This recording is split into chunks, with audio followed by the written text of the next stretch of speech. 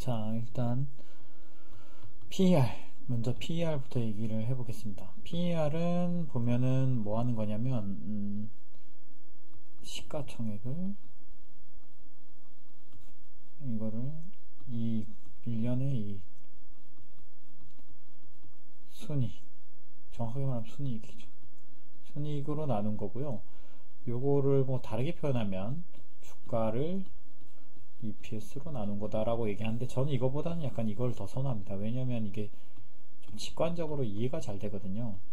뭐 회사의 가치가 500억이다 라고 하면 1년에 100억씩 번다. 그러면은 온 내 PER이 그러면 다 5년 만에 회수가 가능하다 라고 얘기하는 거죠. 뭐 내가 이 회사를 500억 주고 샀는데 1년에 100억씩 버니까 5년 만에 내가 투자한 금액을 회수 가능하다, 이렇게 보는 겁니다. 그래서 사실은 이거는 실생활에도 많이 적용을 할 수가 있어요.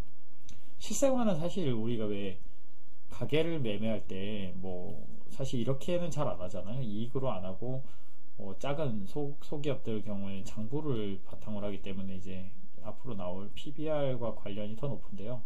실생활로도 볼 수는 있어요. 이게 뭐 예를 들어서 카페가 차리는데 이래저래 해서 3억이 든다. 몇 년마다 또 리뉴얼 하느라고 돈이 더 들어가겠죠. 이게 캐펙스라고 하는 거고. 어쨌든 요거를 빼고 요거 3억까지 뭐 보면은 얘가 근데 뭐 1년에 5천만원은 벌 것 같아. 그러면 6년 만에 회수를 일단 하고 그 뒤부터는 이제 잉여 현금 흐름이죠. 근데 이제 요 중간중간에 캐펙스가 들어갈 거예요. 인테리어가 중요하기 때문에.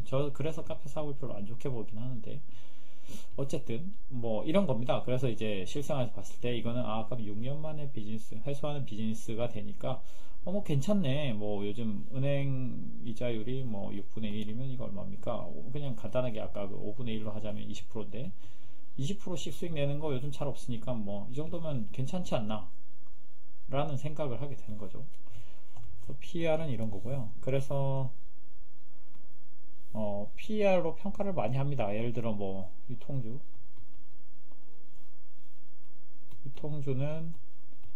뭐 아무래도 성장이 좀 낮다 보니까 PER이 좀 낮은 경향이 있죠. 왜냐면 PER은 뭐냐면 이제 이 회사의 이익이 얼마나 될 거에 대한 기대감이거든요. 그래서 이게 높다는 건 뭔 말이냐면 비싸다는 말이기도 하고요. 또 기대가 높다는 얘기이기도 합니다.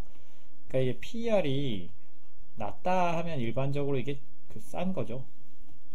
물론 뭐 이거는 정론이고요. 이게 얘기를 하자면 더 길어지는데 그 얘기는 나중에 또 할게요. 어쨌든 PER이 그냥 원론적으로는 PER이 높다면 비싼 겁니다. 근데 이게 있죠. 뭐 아까 지금 유통주 얘기했듯이 유통주는 이제 오프라인이라면 성장이 거의 없거나 정체거나 혹은 내려가고 있거나 라고 생각하기 때문에 이거 높은 PER을 주지 않습니다. 사람들이 뭐 7배 5배 주기도 하고요. 뭐 만져봐야 10배. 근데 왜 예를 들어 제약주다. 제약이면 뭐 미래가 좋죠. 매출이란 게 P 곱하기 Q잖아요. P는 약간이나 가끔 있으니까 어찌 될지 모르지만 Q가 워낙 성장하는 산업이기 때문에 이 사람들이 이거에 대해서는 성장하는 회사다라고 생각하고 PER을 높게 줍니다. 그래서 이거는 뭐 한 20배 최소 30배 100배 이렇게 주기도 하죠. 그 다음에 뭐 미래가 창창하다, 로지 하다 그러면 이제 또 뭐 어떤 그런 산업, 예를 들어 뭐가 있을까요? 제약바이오도 그렇고 뭐 게임이 만약에 출시되는데 대박이 나는 국면이다 그러면 이제 높은 밸류에이션을 주겠죠. 그래서 이걸 밸류에이션이라고 하는데요. 어쨌든 PER이란 게 정리를 하자면 1번 아까 말했듯이 PER이 낮으면 싸고 높으면 비싼 거다. 근데 이게 뭐 모든 게 똑같은 게 아니라 이게 항상 상대적인 가치평가거든요. 그렇기 때문에 이 어떤 산업에 대해서는 특정 산업은 PR이 5가 싼 거고 10이 비싼 건데, 특정 산업은 20이 비싼 거고 100이 비싼 거고, 뭐 다 다릅니다. 그래서 이 상대적인 이 비교를 잘해야 되고, 이게 자기의 주관이 들어가기도 해요. 그래서 어떤 사람들은 유통주 온데도 비싸다 라고 얘기하기도 하고요.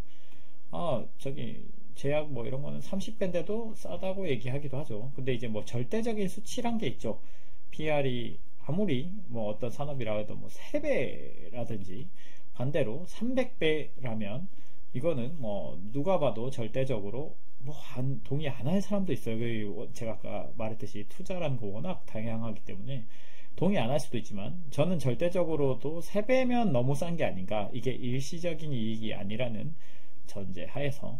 근데 300배면 이것도 일시적인 이익이 아니라는 전제 하에서 좀 비싸다 라는 생각은 합니다. 그래서 결국에는 얘기를 정리를 하자면, PR은 이익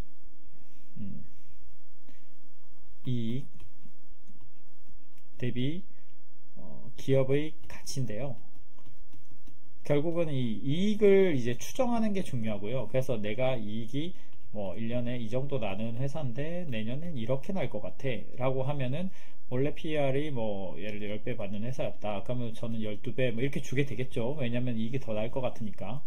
혹은 이익을 추정하니까 밸류에이션은 똑같이 주고, 이익을 더 높게 추정해서 포워드 뭐 EPS라고 하는데, 뭐 이렇게 해서 이익 추정을 높게 잡은 다음에 그래서 뭐 같은 밸류에이션을 주기도 하고, 어쨌든 이익 베이스입니다. 그러면 이게 문제라고 하긴 그렇지만 좀 맹점이 뭐냐, 이익이 예를 들어 꾸준하다 그러면 밸류에이션 되게 쉬워요.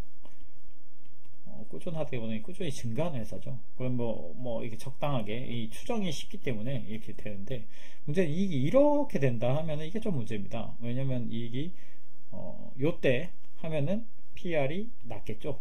왜냐면 같은 시가총액이라고 치면 이익이 많이 낮기 때문에. 근데 얘가 시클리컬이라서 이렇게 내려간다 그러면은 이렇게 내려갔어요. 그럼 분명히 이 산업에서는 이게 저점인데 밸류에이션은 PR은 높게 나옵니다. 그럼 이게, 그래서 이제 시클리컬에 대해서 사람들은 거꾸로 얘기하긴 하죠. 이게 시클리컬 밸류에이션이 PR이 높을 때 저점이고 낮을 때 고점이다 뭐 이렇게 얘기하는데, 이렇게 뭐 뒤집어서 생각하는 방법도 있겠지만, 중요한 거는 결국에는 이 이익의 어떤 흐름을 추정하고, 그 다음에 거기에 맞는 적정한 가치를 산출하는 게 제일 중요한 요소입니다. 그래서 이게 아무래도 사람들은 대부분 이익을 보기 때문에 이게 굉장히 많이 보는 지표긴 한데, 이런 맹점이 있고, 이익이 뭐 일시적으로 망가진다든지 아니면 그 일시적이 몇 년일 수도 있어요. 망가진다든지 혹은 일시적으로 이익이 잘 난다든지 했을 때 요거를 어떻게 볼 것인가 하는 문제가 있습니다.